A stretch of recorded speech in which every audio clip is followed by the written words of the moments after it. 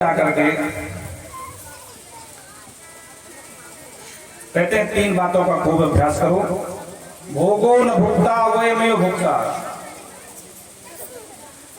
भोगो न भुक्ता वयमेव भुक्ता।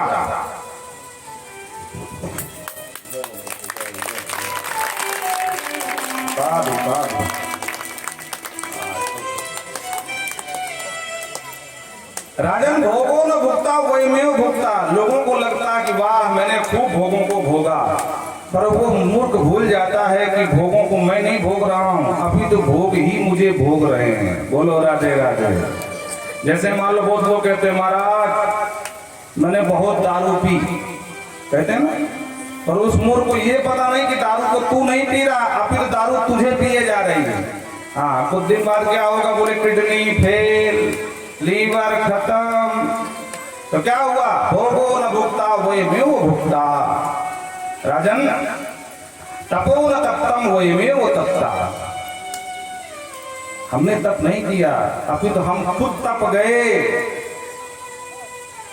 बड़े कठोर शब्द है, कभी कभी बोलते हैं बाबा तो हम खुद तप गए, पर हमने तप नहीं किया। कालो न यातो वयमेव याता। काल कहीं नहीं गया, काल माने समय, समय यही है, पहले भी था आज भी था, पहले भी प्रातः होती थी आज भी होती है।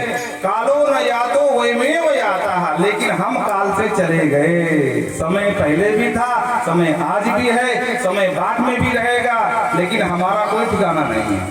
कालो न यातो वयमेव याता है। राजन तृष्णा न जीर्णा वयमेव तृष्णा। तृष्णा माने कामना, इच्छाएं कभी जीर्ण नहीं हुई, कभी पुरानी नहीं हुई, अभी तो हम ही खुद जीर्ण शीर्ण बुढ़े हो गए। राजन ये स्थिति संसार की है। दिन रात खटते खटते और एक स्थिति ये हो जाती है कि ठीक से चल भी नहीं पाता है व्यक्ति, और फिर भी उसकी तृष्णा साथ नहीं छोड़ती है, फिर भी कहता है ममता तू न गई मेरे मन से। श्वेत भय बचपन के साथी, केस मेरे बाल बचपन में काले था सफेद हो गए, पर ममता तू न गई मेरे मन से। जीर्णा नवातो वयमेव जीर्णा। बेचारा अंगम गलितम पलतम मुंडम दशम विहीनम जातम पुण्यम वृद्धो जाति गृह्वा दंडम तदपि न मुंचत्यासा पिंडम। अंग पूरा गल गया है महाराज, सिर्फ खाले खाल लटक रही बाबा के, फिर भी कहता है बच्चा ये काम पड़ा है। अरे बाबा जी भगवान का भजन कर, अब जो पड़ा तो पड़ा रहने दे, तेरे बाद तो पड़ा ही रहेगा क्या, जिसको जो करना होगा सो करेगा, पर फिर भी ममता तू न गई मेरे मन से। ये स्थिति है। दसन विहीनम जातम तुम, दांत बिल्कुल नहीं, पूरा बाबा वेदांती बन गया, एक भी दांत नहीं है, फिर भी सतुआ घोर के पिए जा रहा है, और फिर भी जीने की इच्छा रखता है। यह स्थिति है। वृद्धो याति गृह्वा दंडम, जब बुढ़ा हो जाता तो हाथ में डंडा आ जाता है, और फिर भी तदप न मुंचत्यासा पिंडम। फिर भी ये आशा नहीं छोड़ता है, फिर भी मुक्त नहीं होना चाहता है। बोलो राधे राधे। राजन और जब तीन काम अभ्यास हो जाए, जिसको मृत्यु से बचना हो, तो फिर जितासनो जित श्वासो जित संगो जितेंद्रिय। जितासनो, सबसे पहले उसको अपना आसन जीतना चाहिए, क्योंकि अगर आसन नहीं जीत पाएगा तो कोई भी साधन नहीं कर पाएगा। थोड़ा से बैठ करके ध्यान लगाएगा और 5 मिनट नहीं हुए, धीरे धीरे घुटनों में दर्द शुरू हो गया, तो धीरे धीरे पैर फैलाना शुरू कर देगा। बोलो राधे राधे। उसके बाद पूरे लंबे फैलाए, अरे भैया आप बंद करो, कमर दुखने लगी। जितासनो जिता श्वासो, उसके बाद श्वास पर नियंत्रण रखना शुरू करो, क्योंकि श्वासों का संबंध तुम्हारे मन से बहुत निकटतम है। जब तुम्हारा मन दुखी होता है तो श्वास का भी कहीं न कहीं सहयोग होता है। आप देखे होंगे जब हम क्रोध में होते हैं, उठपटांग बकते हैं, तो उस समय मन हमारा क्षुब्ध हो जाता है, और जैसे मन शुद्ध हुआ तो हमारी श्वास की गति बढ़ जाती है, तीव्र हो जाती है, जल्दी जल्दी श्वास चलती है और श्वास भी गर्म हो जाती है। बोलो राधे राधे। तो अगर मन को कंट्रोल करना है तो सबसे पहले प्राणायाम का खूब अभ्यास करो। प्राणायाम परम बल। बाबा सो कहते हैं राजन, प्राणायाम परम बल है। जो ठीक से प्राणायाम करें उनकी आयु बढ़ जाती है। देखो आजकल बाबा रामदेव जो दिखाते हैं ना, वो कपाल भाती करो, अनुलोम विलोम करो, वो प्राणायाम नहीं है, वो तो शरीर के स्वास्थ्य के लिए है। प्राणायाम कैसे करें? बोले सबसे पहले अपना हाथ उठा करके दाहिना नासापुट को बंद कर लो और बाएं नासापुट से धीरे धीरे सांस को खींचो। पूरक, रेचक, कुंभक के माध्यम से करो।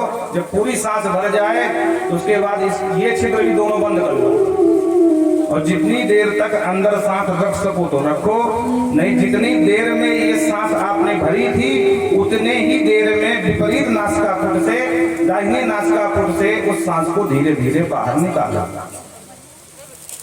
पूरक और रेचक का समय समान होना चाहिए।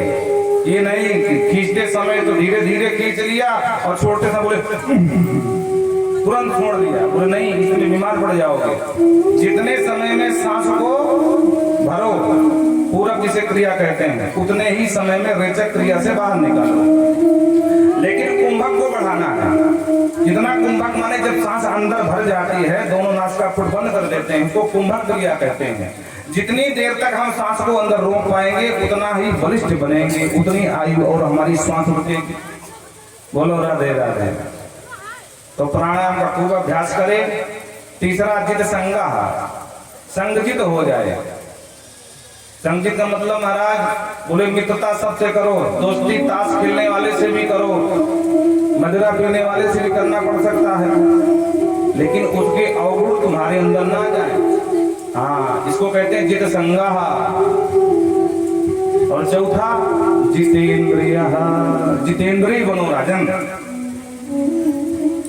इंद्रिय जय का मतलब बोले हम जो पाना चाहें या जो खाना चाहें वही जीभ मांगे। ये नहीं कि जीभ ने कहा वाह भैया बहुत हो गए, रबड़ी ना मिली, जजमान से बोले भैया रबड़ी घुटाए दो, तो क्या हुआ? बोले तुम इंद्रिय दास कहलाओगे।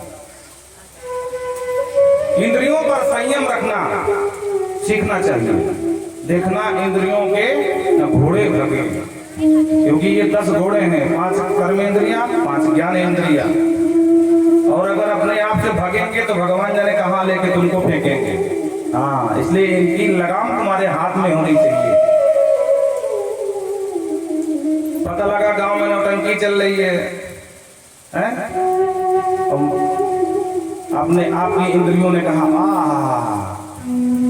कितनी सुंदर सुंदर नृत्यांगनाएं आई है, एक बार तो देखना ही चाहिए, और आप सीधे चले गए तो क्या हुआ? बोले इंद्रिय दास कहलाए। भगवान की कथा चल रही है, उसे मतलब नहीं, तो नौटंकी देखना जरूरी है। हाँ, तो सबसे पहले इंद्रियों पर संयम बनाओ।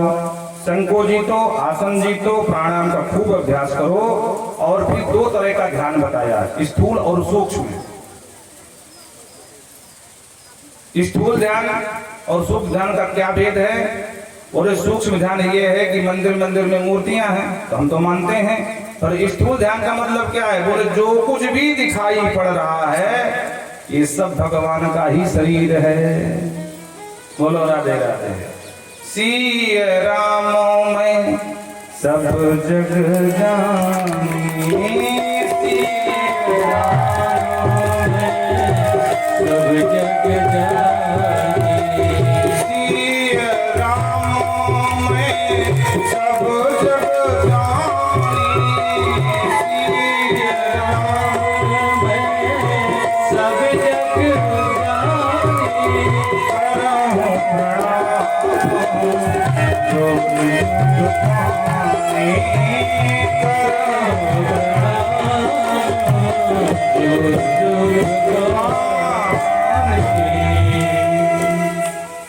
जीव मात्र में आपको राम, स्त्रीलिंग में सीता मैया और पुल्लिंग में राम जी भगवान का दर्शन होने लगे। इसी का नाम है स्थूल ध्यान।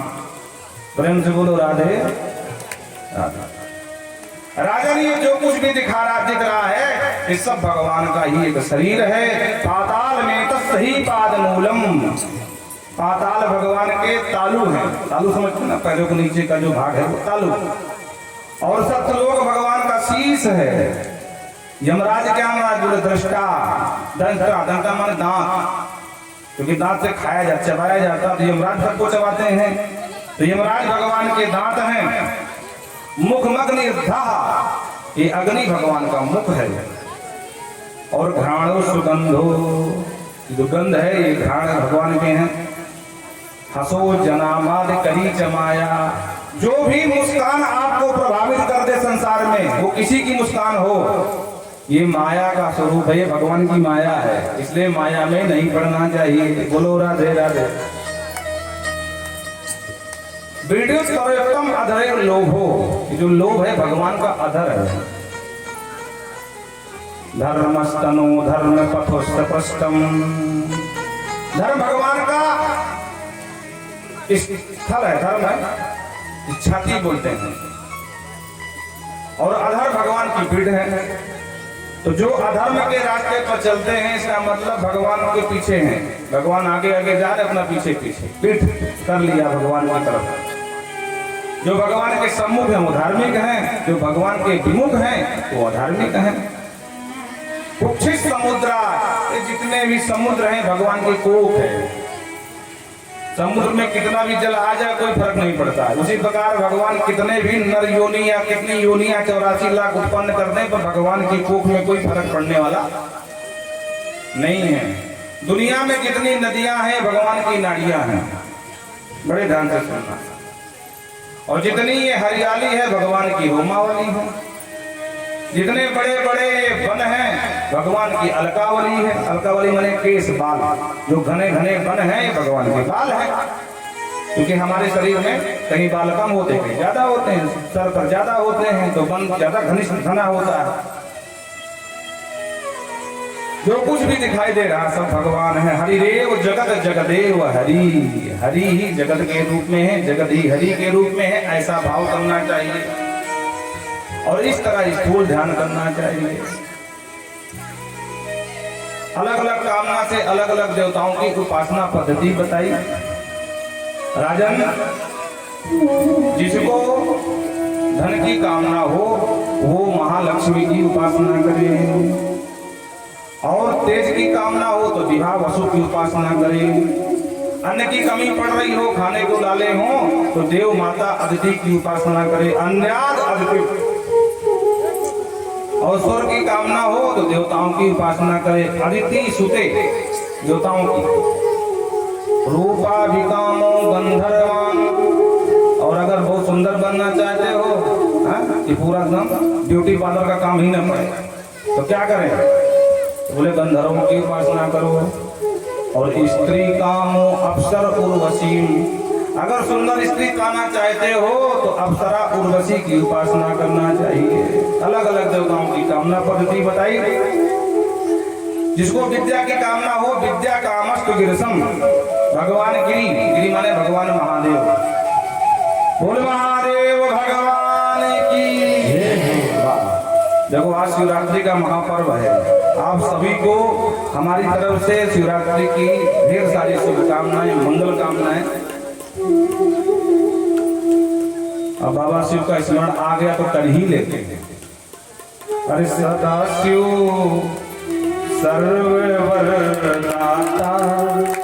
दिगंबर हो तो ऐसा हो। सर्ववरदाता दिगंबर हो तो ऐसा हो। हरे सब दुख भक्तों के, हरे सब दुख भक्तों के, दया कर हो ऐसा हो। सदाशिव सर्ववरदाता, दिगंबर हो तो ऐसा हो।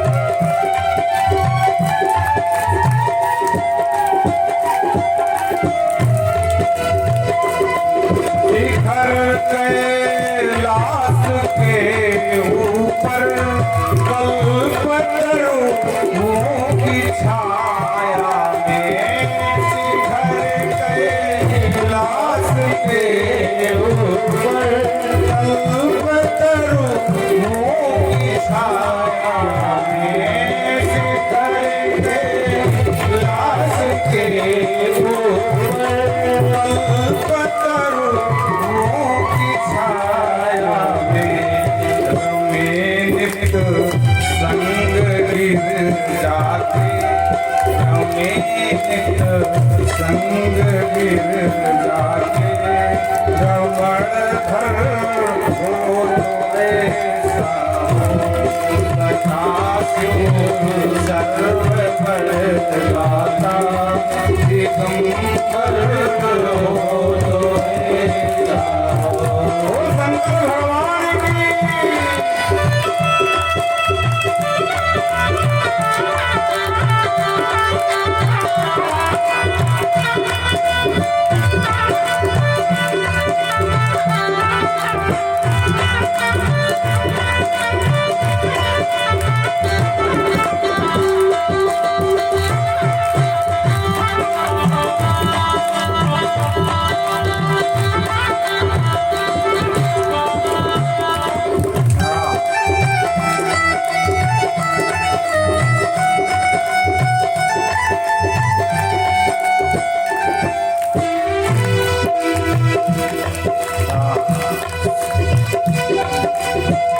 शीश पर गंग की धारा सुहाए बाल पर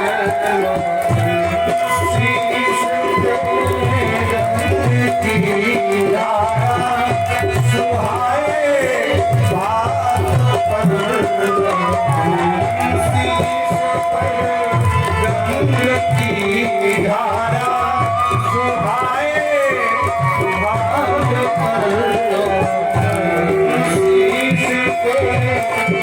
की धारा सुहाए भाग पर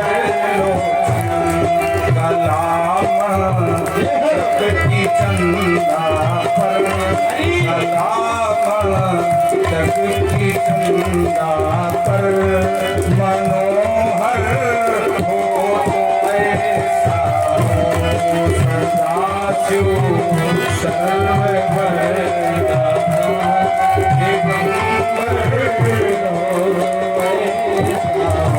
गौरीनाथ भगवान की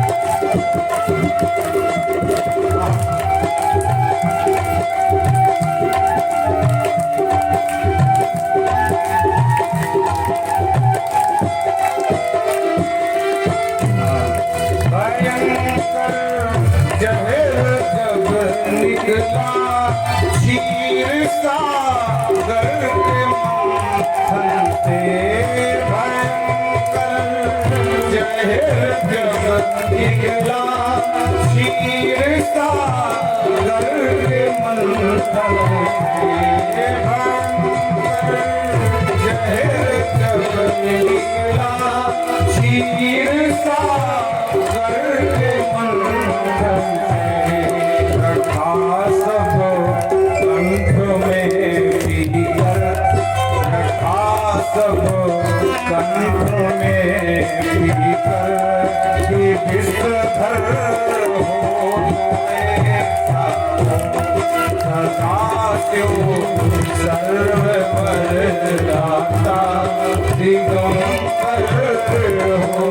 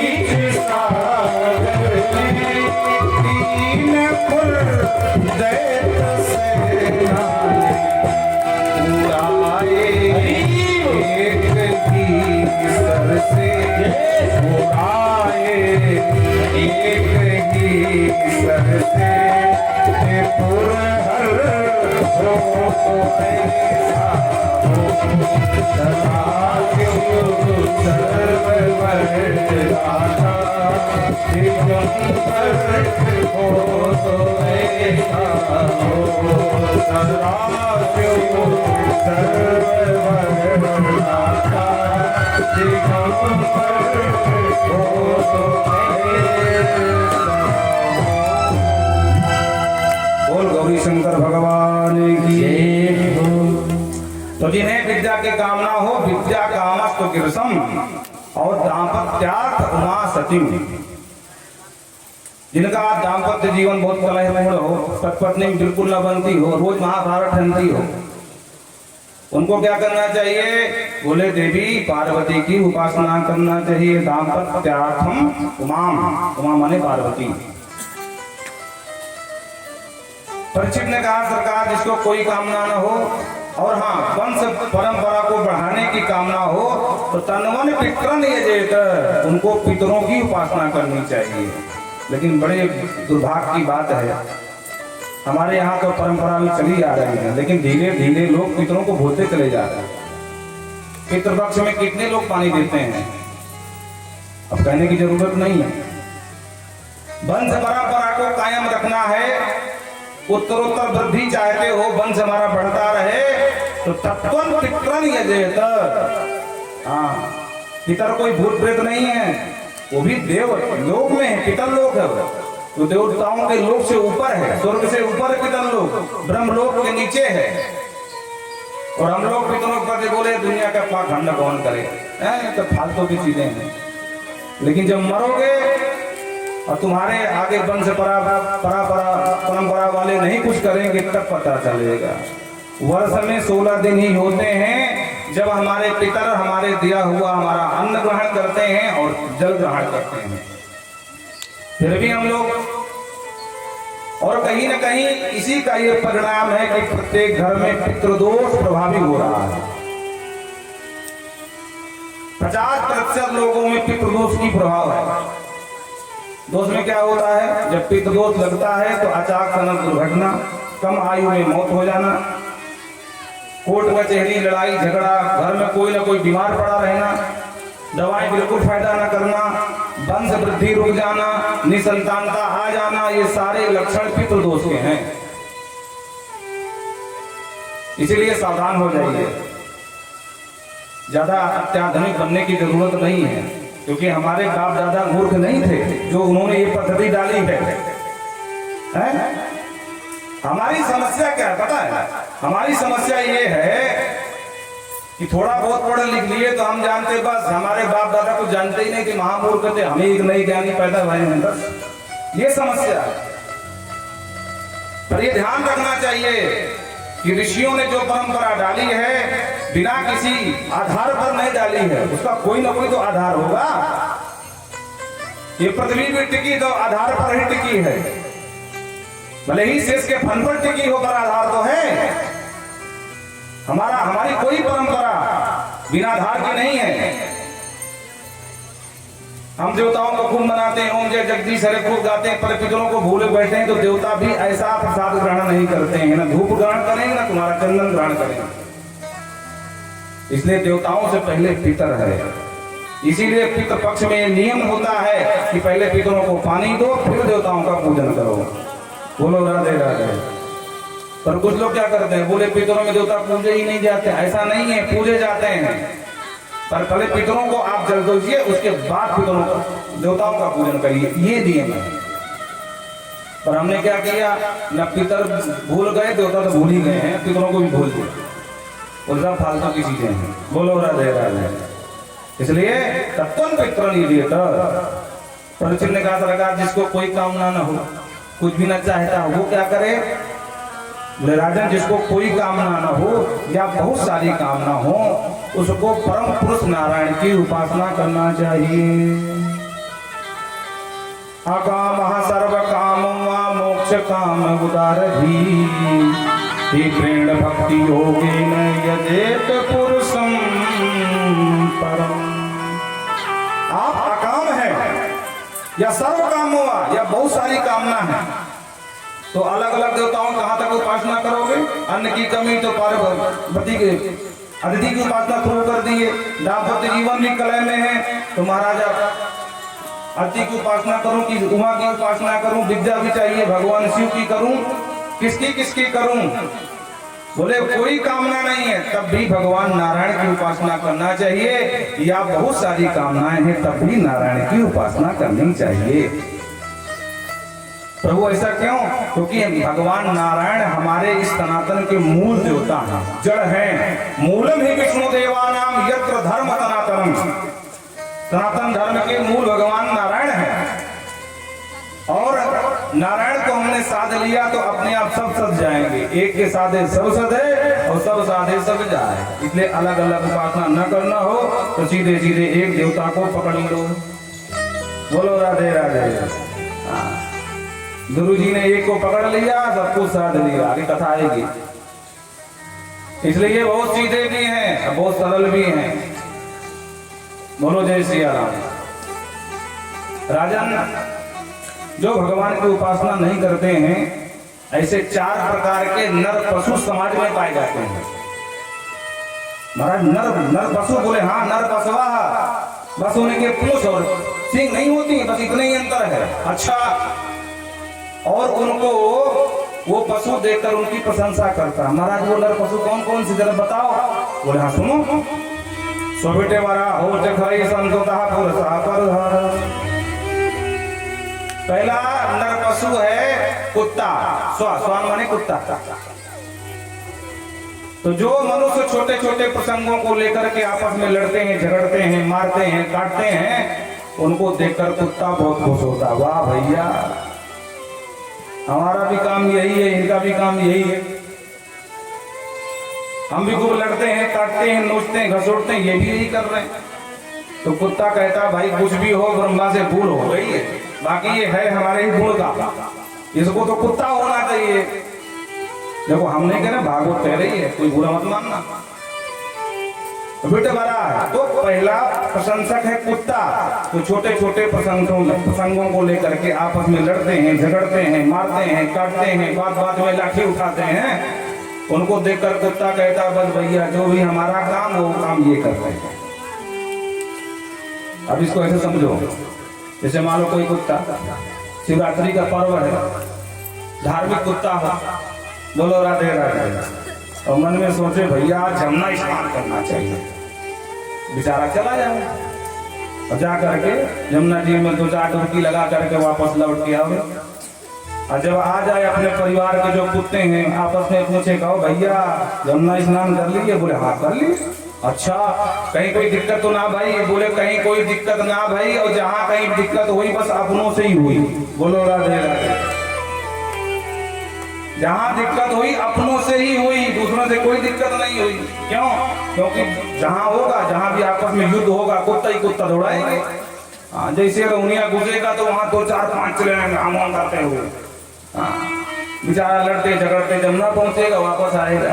तो छोटे छोटे प्रसंगों में जो आपस में लड़ते हैं उनको कुत्ता देकर बहुत खुश होता है कि बस भैया ये भी हमारे ही खानदानी हैं।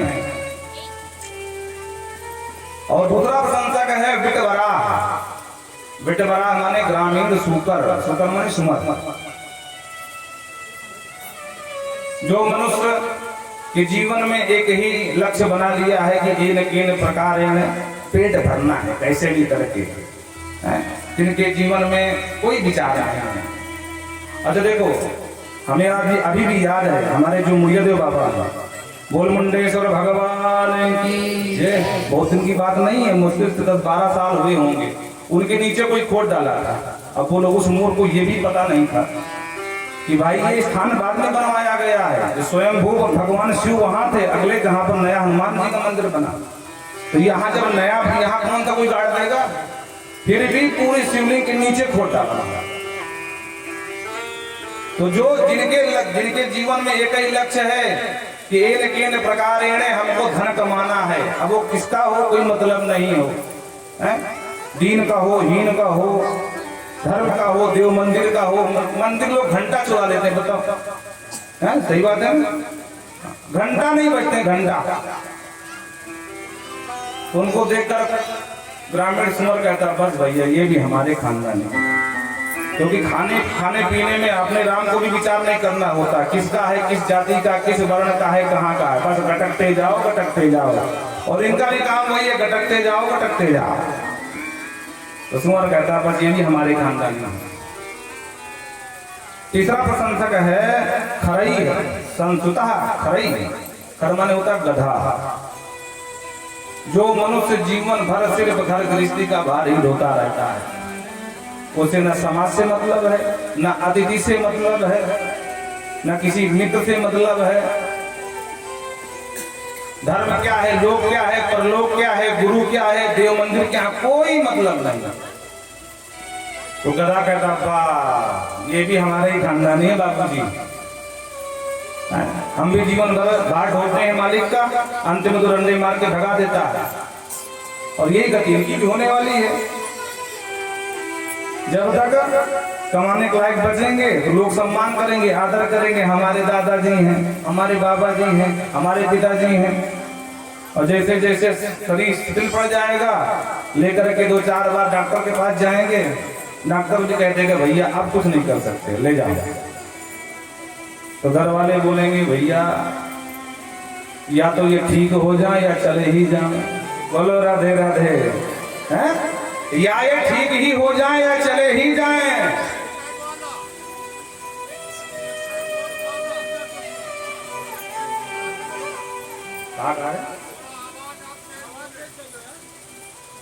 अभी ये साउंड सर्विस की समस्या, हम नहीं कुछ कर सकते हैं। बोलो राधे राधे। बोलो वृंदावन बिहारी लाल की जय। भाई थोड़ा देख लो घर क्या है। आज अब वाकई में आपको सही नहीं, कल सही था। हाँ, ये गलत बात पर ध्यान दिया करो। तो कहने का तात्पर्य ये है कि उनको देख करके गधा बहुत पसंद होता है कि भैया ये भी हमारे खानदानी है, जो काम हमारा है वो काम ये भी कर रहे हैं। अंत में हमको भी धक्के मार के भगाया जाता है और अंत में इन्हें भी भगाया जाएगा। और तीसरा प्रशंसक है ऊष्ट। चौथा ऊष्ट माने ऊंट। हाँ, ऊंट किनकी प्रशंसा करता है? बोले जो समाज में ऐसे पुरुष भी पाए जाते हैं कि थोड़ा से धन मिल गया, विद्या का धन मिल गया या ऐसी धन मिल गया, थोड़ा बल मिल गया, ऐश्वर्य मिल गया, तो सीना तान के चलते हैं कि वाह हमसे बड़ा कोई हो ही नहीं सकता। गरमड़ दूंगा हंस रहा, जिस प्रकार ऊंट चलता है और ऐसे उछल चल के वो चलता नहीं है, उसी प्रकार जो छोटी मोटी पद प्रतिष्ठा पाने के बाद जो किसी को पहचानना बंद कर देते हैं। बोलो राधे राधे। हाँ, यहाँ लोग ग्राम पंचायत का चुनाव जीत जाएं, अब ग्राम पंचायत तो बड़ी बात है, गांव प्रधान बन जाए तो लोग मुंह मोड़ लेते हैं, कौन इनसे बात करे। बोलो राधे राधे। हाँ? नहीं भाई, उनको लक्ष्य करके नहीं कहा गया है, गलत बात न बोलो। लेकिन तो उनको देखकर ऊंट कहता बस ये भी हमारे खानदानी है। हाँ, हमारी और इनकी चाल बिल्कुल सेम है, हम भी सीना तान के चलते हैं और ये भी सीना तान के ही चलते हैं। तो उनको ऊंट उनकी प्रशंसा करता है। ये 4 प्रकार के पशु होते हैं। और राजन एक बात ध्यान रखना, भले ही अज्ञान से ही सही, पर प्रत्येक व्यक्ति भगवान से ही प्रेम करता है, पर उसे ज्ञान नहीं होता है। और जब तक बिना ज्ञान के प्रेम करेगा तो कल्याण नहीं होता है। बोलो राधे राधे। अब एक उदाहरण से समझ लो बात को। जैसे मान लो आप अपनी पत्नी से बहुत प्रेम करते हो, पत्नी हमारी बड़ी सुंदर है, बड़ी सुशील है, इसलिए हम उसे प्रेम करते हैं। तो आप अपनी पत्नी से प्रेम नहीं कर रहे हैं, उसके अंदर बैठे भगवान से प्रेम कर रहे हैं, उसके गुणों से प्रेम कर रहे हैं। क्यों? क्योंकि जिस दिन भगवान निकल जाएंगे तो पत्नी का शरीर रह जाएगा, भला प्रेम करके दिखा। बोलो राधे राधे। प्रत्येक व्यक्ति भगवान से ही प्रेम करता है। हाँ, ये बात अलग कि उसको ज्ञान ना होगा मैं किससे प्रेम करता हूं।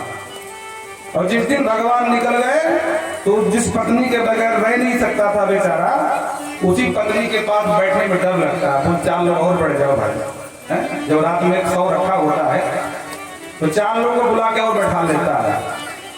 बोलो राधे राधे। इसलिए राजन, ज्ञान न होने पर भी वो सोचता है कि मैं अपनी पत्नी से प्रेम करता हूं, तो नहीं, पत्नी के अंदर बैठे भगवान से प्रेम करता है। बोलो राधे राधे। राजन जो भगवान की कथा नहीं सुनते हैं, विले बतो रुक्त मरिक्रमान ये नशणवतः पड़ खुदे नरस्य जिह्वा सती दादुर केवल भूत न चोपगायत तुर्गाय गाथा।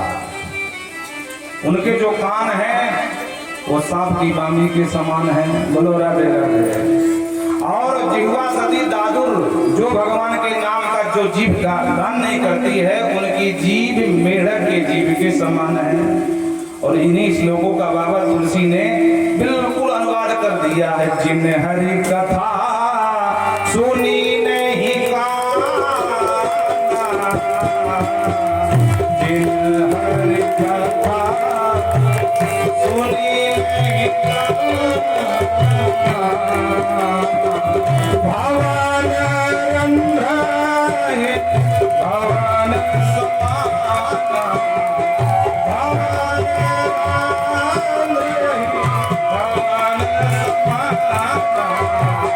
जो नहीं करे राम गुण गाना, जी है सुदापुर, जी है समाना, जो नहीं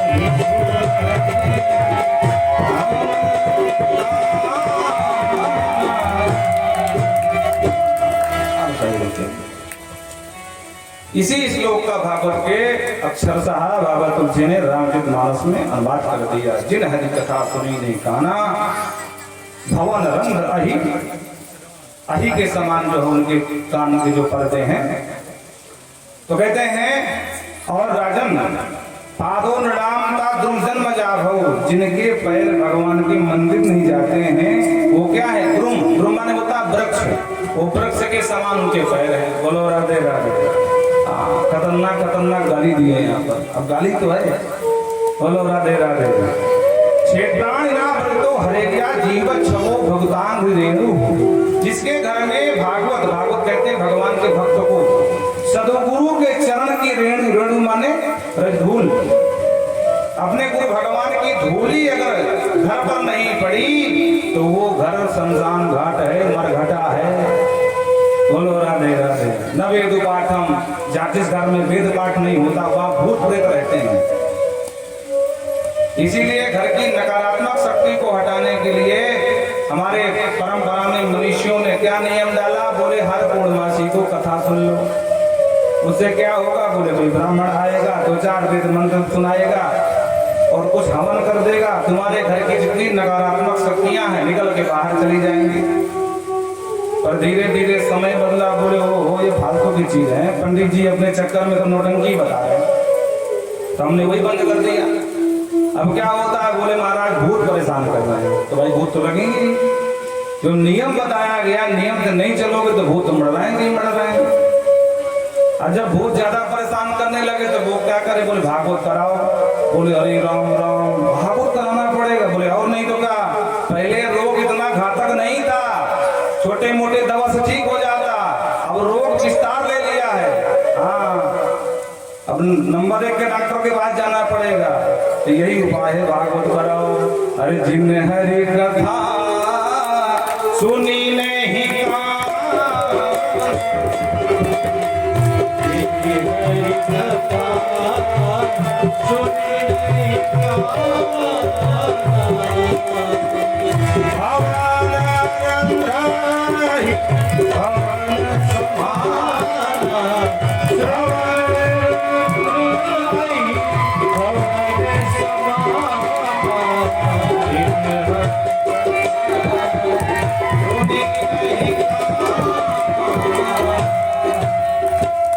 उसके श्रवण माने कान, श्रवण रंध्र ऐ भवन समाना। तो इसलिए राजन और जितने भी ये उपक्रम किए जाते हैं, यदि कीर्तनम यदि स्मरणम यदि क्षणम यदंदनम यदि श्रवणम यदर्हणम लोकस्य सद्दो विनोद कल्मषम तस्मै सुभद्रस्रवसे नमो नमः। यदि कीर्तनम भगवान का कीर्तन करना, यदि वंदनम भगवान की वंदना करना, यदि क्षणम भगवान की पूजा करना, अर्चना करना, अभ्यर्थना करना, उनकी स्तुति करना, भगवान के लिए यज्ञ करना, यज्ञ कुंड में स्वाहा स्वाहा करना, इनका सबका एक ही लक्ष्य है, तस्मै सुभद्र प्रभसे नमो नमः। न क्षेमं विन्दन्ति विना यतर्पणम्। जब तक भगवान के चरणों में अपने आप को अर्पण नहीं करोगे तब तक क्षेमम न, क्षेम माने कल्याण, तुम्हारा कल्याण कभी जिंदगी में नहीं हो सकता। राजन, कोई कितना बड़ा तपस्वी मनस्वी मंत्रवेदा क्यों न हो, लेकिन जब तक भगवान के चरणों में समर्पित नहीं होगा, उसका कल्याण न खुद होगा न खुद परिवार का हो सकता है। और इसके विपरीत कोई कितना बड़ा महान से महान पापी क्यों न हो, लेकिन अगर वो ईमानदारी से भगवान के शरण में आ जाए तो उसका भी कल्याण हो जाएगा। किरात हूड़ांध पुलिंद पुलकसा आभीर कंका यवना खसा दया एने चपापा यदुपाश्रयाश्रया शुद्ध्यन्ति तस्मै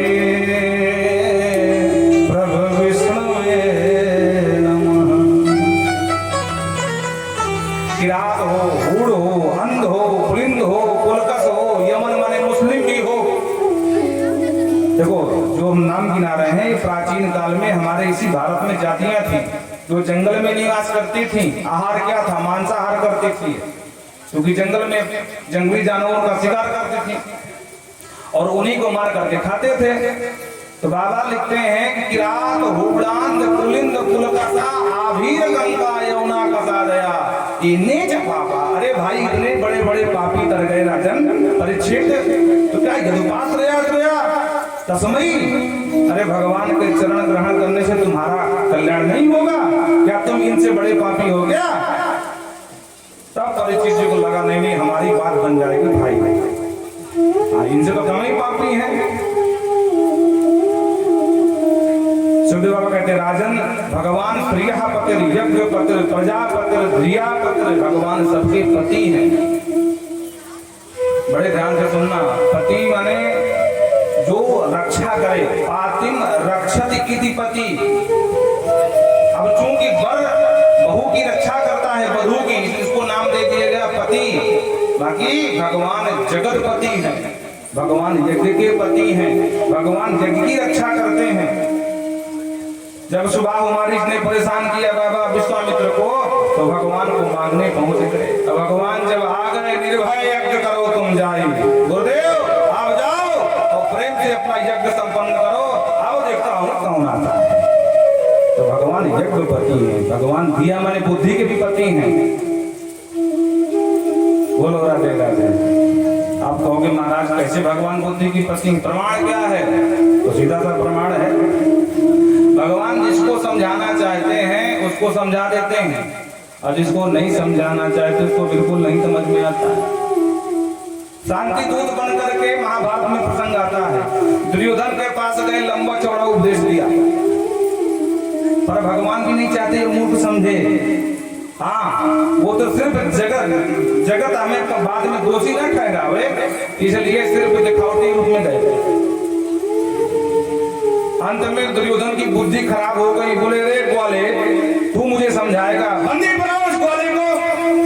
भगवान बोले वाह दुर्योधन तुम हमको बंदी बनाओगे, हमको आओगे, हम खड़े हैं, बंदी बना लो। तब भगवान ने अपना विराट रूप प्रदर्शित कर दिया, और जैसे ही विराट रूप दिखाया आंखें चकाचौंध खा गई दुर्योधन की। भगवान कहते आओ धृतराष्ट्र पुत्र दुर्योधन, मुझ ग्वाले को बंदी तो बना भाई। और देखना भगवान ने बाली को मार दिया, और बाली की पत्नी तारा आ गई, हे प्राणनाथ कर करके छाती पीट पीट के रो रही थी। और भगवान ने सुंदर ज्ञान दिया, क्यों रो रही हो? अरे प्रभु क्यों ना रो, मेरे पति मर गए। बोले पति कहाँ मर गया? पति तो यही तो है तुम्हारे पति। बोले नहीं नहीं नहीं, हम तो जो आत्मा है उससे प्रेम करते थे। तो बोले वो तो अमर है, कभी मरती नहीं, ईश्वर अंश जीव अविनाशी। अगर पति की आत्मा से प्रेम करती हो देवी तो वो कभी मरने वाली ही नहीं है, जो कि अमर है, अमर आत्मा अविनाशी है। और अगर तुम इनसे प्रेम न करके पति के शरीर से करती कभी तो नहीं पड़ा।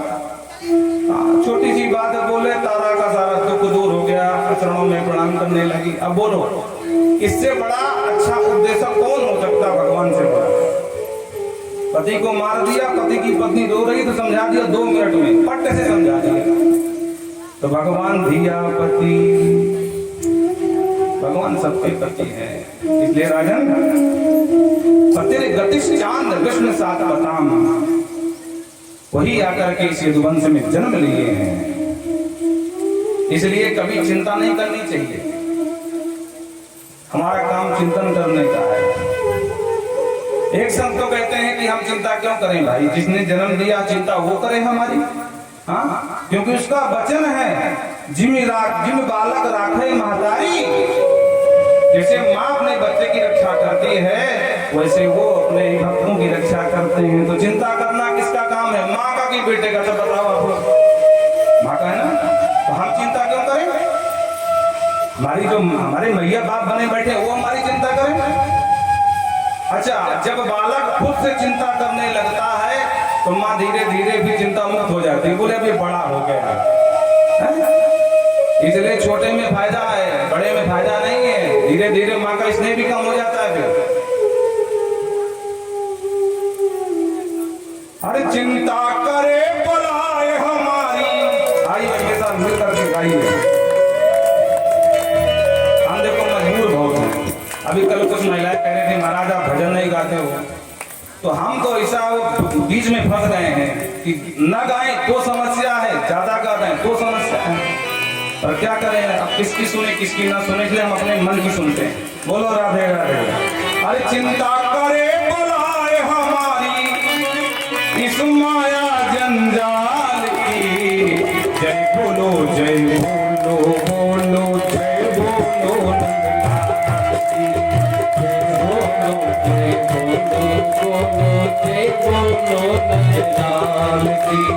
चिंता करे बुलाए हमारी, चिंता करे बुलाए हमारी सुमाया जंजाल की, जय बोलो बोलो जय बोलो नंदलाल की, जय बोलो बोलो जय बोलो नंदलाल की। राधे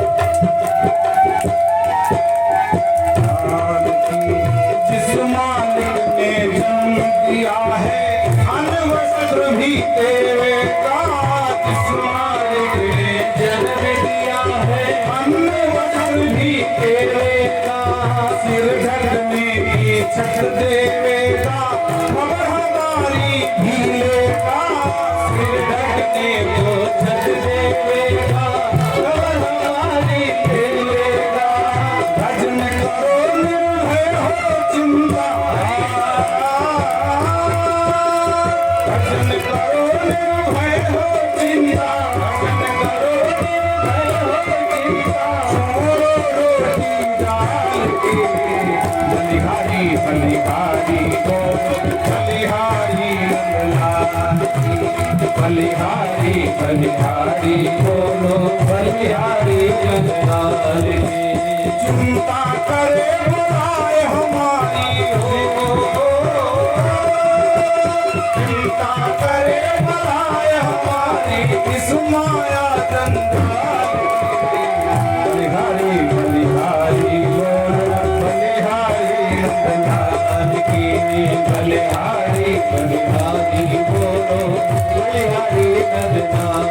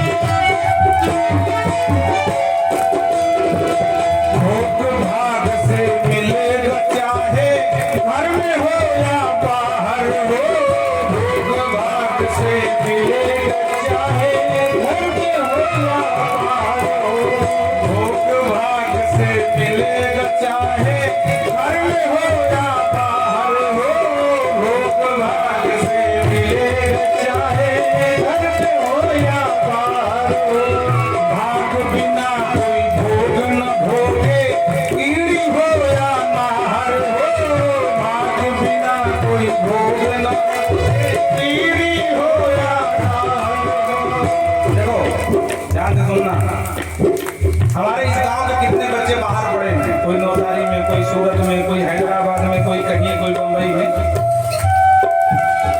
जिसका भाग्य है जहां ले जाए वही करते हैं, और भाग्य ही सबको पवाता है फूल की रोटी। इसीलिए संत कहते हैं भोग भाग्य चाहे घर में हो या बाहर हो, भोग भाग्य से मिले चाहे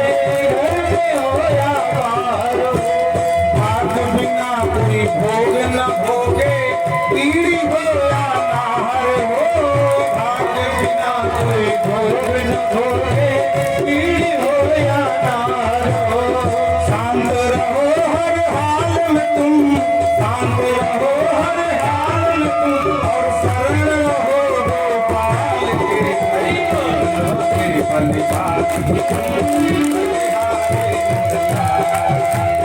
बलिहारी बलिहारी बलिहारी बलिहारी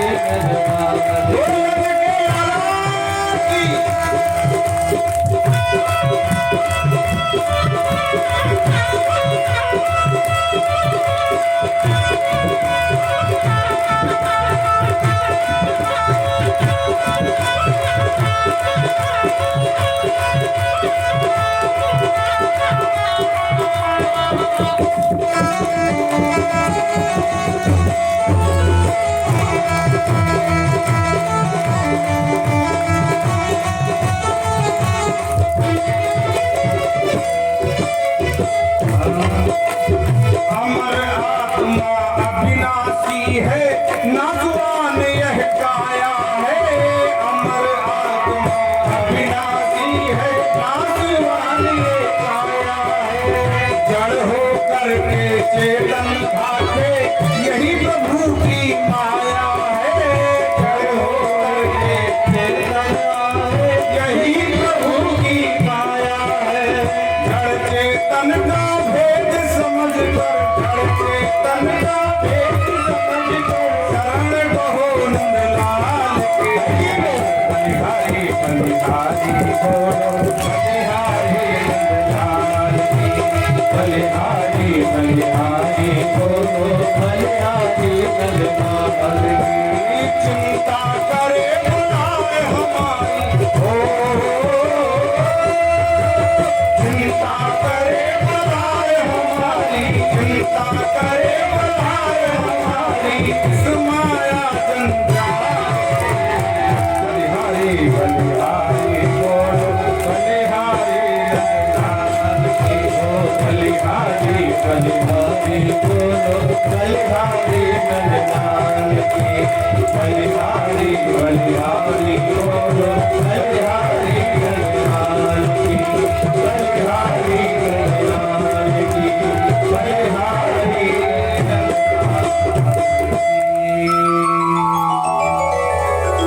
बोल राधा कृष्ण भगवान की जय।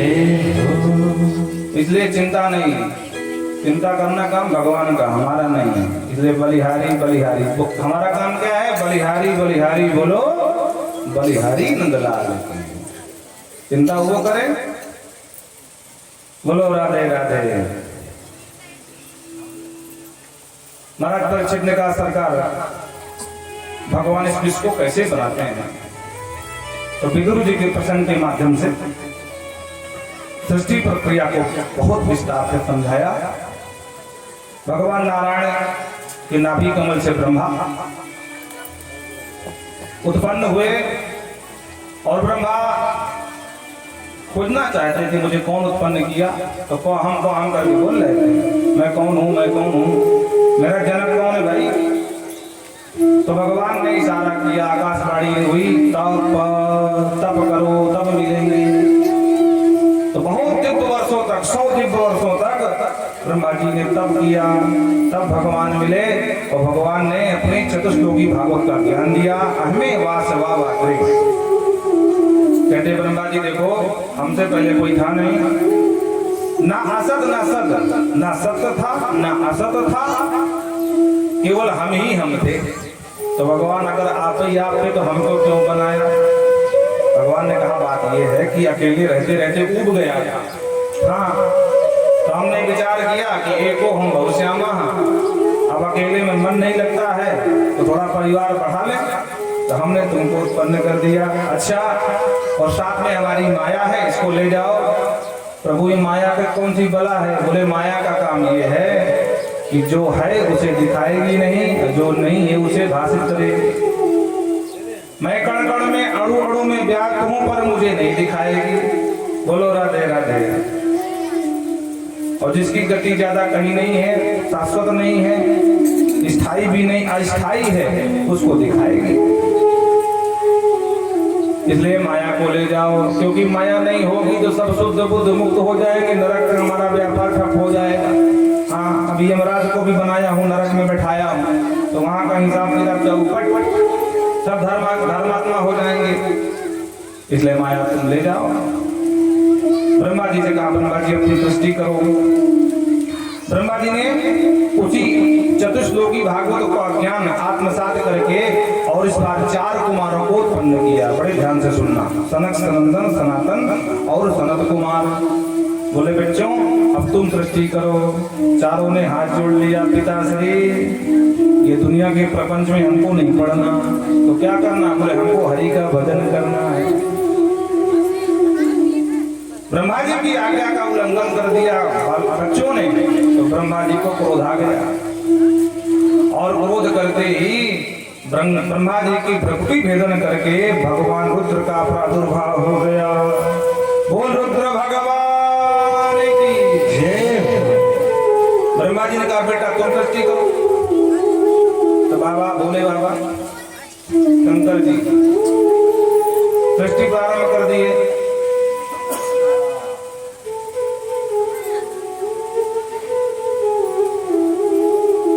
बोल शंकर भगवान की। बाबा शिव ने सृष्टि प्रारंभ कर दिया और अपने हिसाब से सृष्टि डाकनी साकनी पेट भूत प्रेत बेताल आदि दतैया बरैया सब बिच्छू जितने बेदर हैं सब ब्रह्मा जी घूम करके देखने गए, जरा देखो बेटा कैसी सृष्टि कर रहा है। तो जो देखा तो कांप गए, बोले अरे भैया खूब तेरा भला हो, राम तेरा भला करे तो निकल यहाँ से, मुझे नहीं कराना इतनी खतरनाक सृष्टि। अरे ये तो जगत का बड़ा कल्याण करेंगे। बाबा शिव ने कहा जो राम सो ही राम, हमको क्या है, आपने मना किया हम मान गए, हम चले कैलाश। अब ब्रह्मा जी सोचे अब क्या करें। इस बार ब्रह्मा जी ने, देखो ब्रह्मा जी के सब मानस पुत्र हैं, मन से उत्पन्न हो, ध्यान रखना मानसा। इस बार 10 ऋषियों को उत्पन्न किया। कौन कौन? मरीचि, अत्रि, अंगिरा, पुलस्त, पुलह, क्रतु, भृगु, वशिष्ठ, दक्ष और 10वें पुत्र देवर्षि नारद। उसके बाद वाणी से सरस्वती को, छाया से करदम बाबा को, धर्म को अग्रभाग से, अधर्म को पृष्ठभाग से, और इस तरह से अपने दाहिने अंग से एक पुरुष और बाएं अंग से एक नारी को उत्पन्न किया, जिनके नाम हुए मनु और शतरूपा। वृंदावन बिहारी लाल की। सुखदेव बाबा कहते हैं मनु शतरूपा के माध्यम से मैथुनम संपत्तितः, मैथुनी सृष्टि का विस्तार यहीं से हुआ है, मनु के आगे से। इसीलिए हम सब मानव कहलाए जाते हैं, क्योंकि सब हम मनु के बाद ही तो आए। महाराज मनु की 5 संतानें हुई, आकृति, देवहूति, देवी प्रसूति, ये 3 बिटिया भाई, 2 बेटा भाई, उत्तानपाद और प्रियव्रत। सबसे पहले मझली बेटी जो देवहूति है उसका प्रसंग बाबा ने सुनाया। बोल वृंदावन बिहारी लाल की। बाबा सुखदेव कहते हैं राजन, भगवान ने मनु के द्वारा सृष्टि के आदेश दिया और एक दिन ब्रह्मा जी लौट करके आ गए। मनु ब्रह्मा जी के पास, ब्रह्मा जी से बोले सरकार सृष्टि कहाँ से करूं? बोले क्या हुआ? बोले पृथ्वी गायब है। अरे क्या हुआ पृथ्वी का? बोले हिरणाक्ष नाम का दैत्य ले गया पाताल में, रसातल में। तो भगवान 12 रूप बना करके और सीधे पहुंच गए पाताल और वहां से पृथ्वी को मुक्त कराया। तो मुक्त करा करके वापस लेकर के पुनः भूदेवी को स्थापित किया। जब लेके जा रहे थे तो जो हिरणाक्ष नाम का दैत्य था, ये भगवान को देख करके कहता वो ग्रामीण सोच रहा, अरे वो जंगली सुअर। भगवान ने कहा हम जंगली सुअर तो हैं, पर तुम जैसे ग्राम सिंहों से नहीं डरते हैं। ग्राम सिंह माने होता है कुत्ता, गांव का कुत्ता, जो गांव में तो सिंह की तरह भौंकता है और बाहर निकल जाए मुंह दबा के भागता है।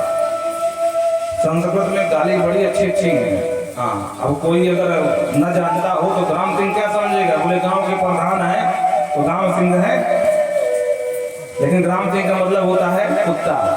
तो भगवान ने कहा हाँ हम जंगली सुअर तो हैं, लेकिन तुम जैसे कुत्तों से डरते नहीं है।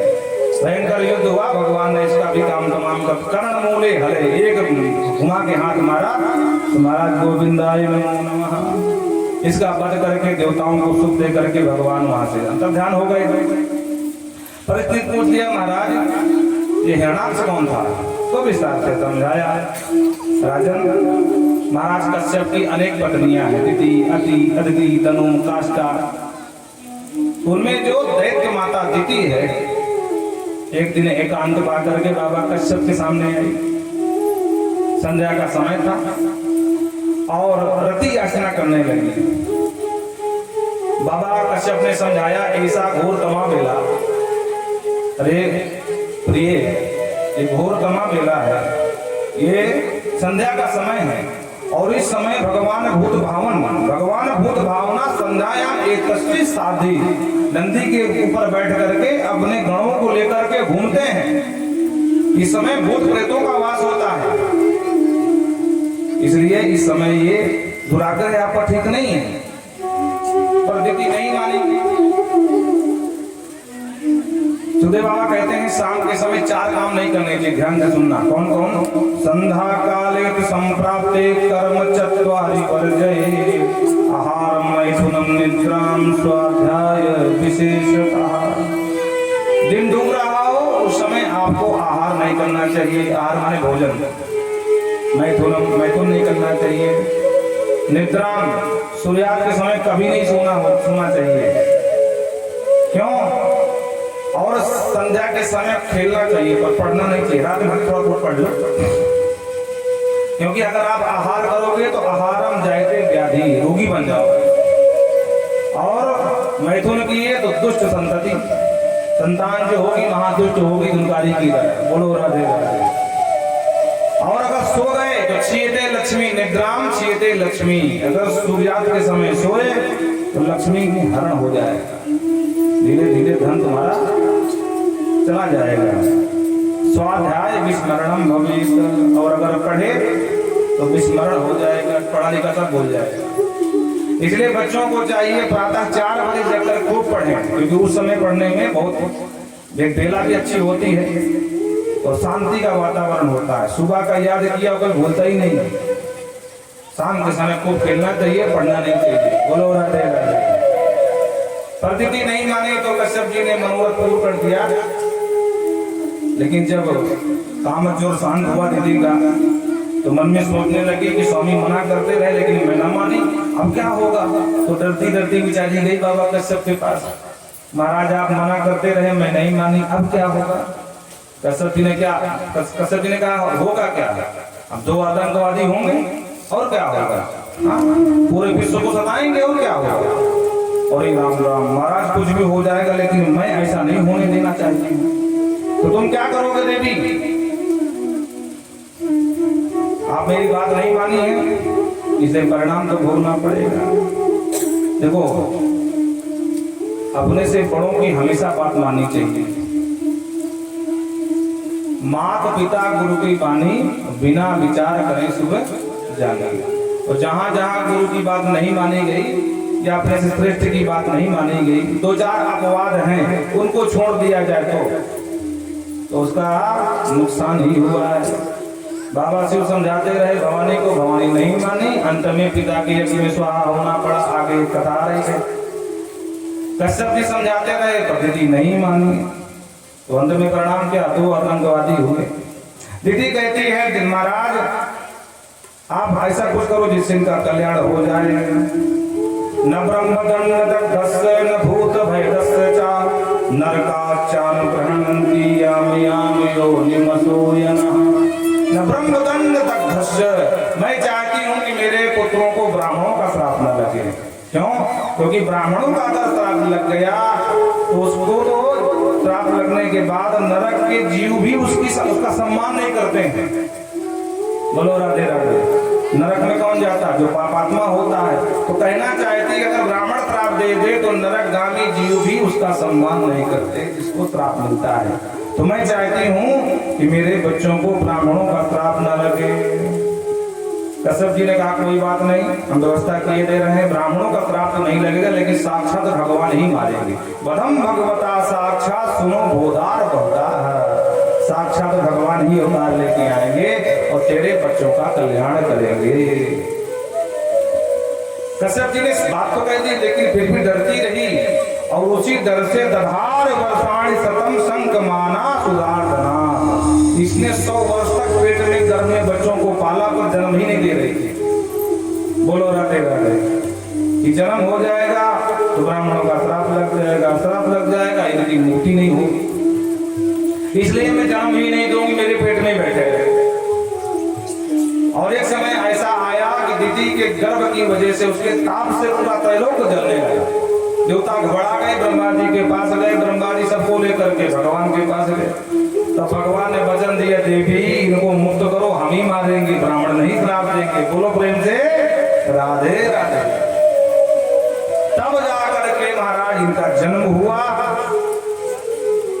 और जैसे ही जन्म हुआ महाराज तो जन्म होते ही अब 100 साल तो पेट में रहे। उसके बाद इनका जन्म हुआ तो कहते हैं मुकुट लगाओ में तो महाराज आसमान छू जाए, इतने लंबे चौड़े थे। हाँ 2 भाई थे, हिरण्याकश्यप और हिरण्याक्ष। हिरण्याक्ष ने कहा भैया शक्ति तो खूब मिल गई क्योंकि दोनों ब्रह्मा जी को उपासना किए थे। पर लड़ने वाला कोई नहीं मिला। तो अकेले गदा लेकर के छोटा भाई हरनाक से ढूंढता फिरा लड़ने वाला।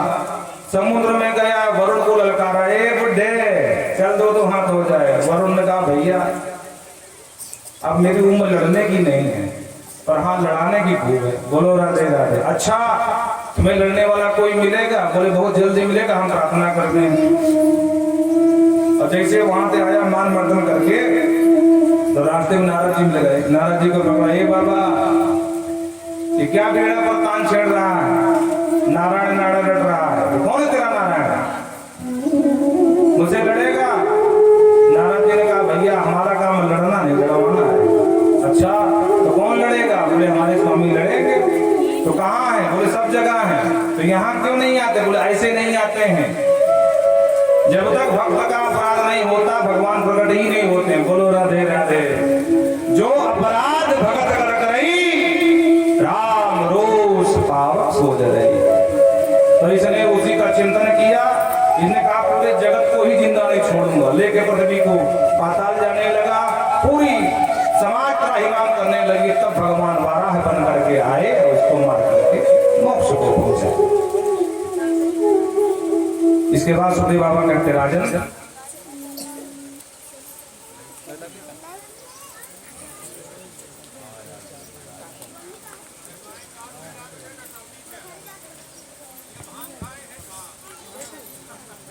वृंदावन बिहारी लाल की। मनु की छोटी बिटिया बीच मझली बेटी देवहूति का प्रसंग सुनाया। इनका विवाह मनु ने ब्रह्मा जी के कहने से बाबा करदम को सौंप दिया।